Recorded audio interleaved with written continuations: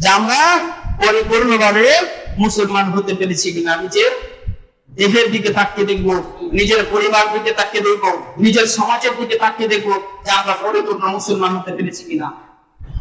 অনেক মানুষকে দেখে চিনাই যায় না যে মুসলমান না হিন্দু বা বুঝাই যায় না।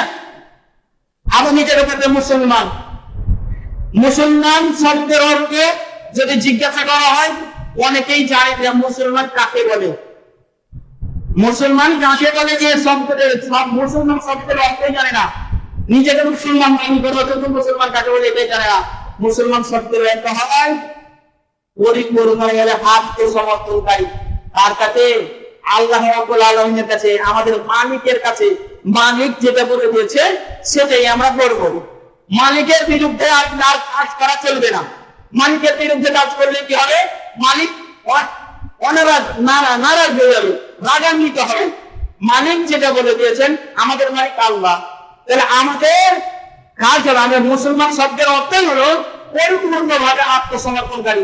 আমার নিজে যা চাই সেটা করতে পারবো না, আল্লাহ রাব্বুল আলামিন যা বলে দিয়েছেন সেটা বলে দিয়েছেন সেটাই আমরা করবো। এটাকে আমরা মানতে পেরেছি।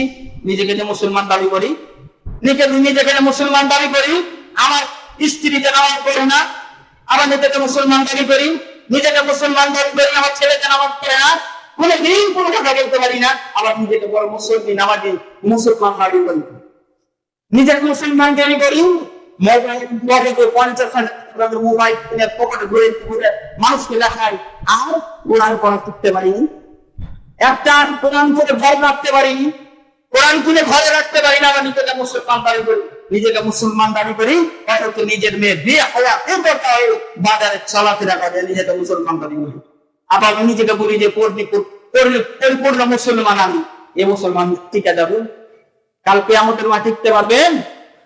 একবার ভাবছেন? ভাবার সময় নাই তো, ভাববেন কি করে? দুনিয়ায় বেশি অর্থ উপার্জন করতে হবে না, আরাম উপার্জন করতে হবে না বেশি। আপনি অর্থ উপার্জন করেন, কিন্তু আরাম উপার্জন করেন,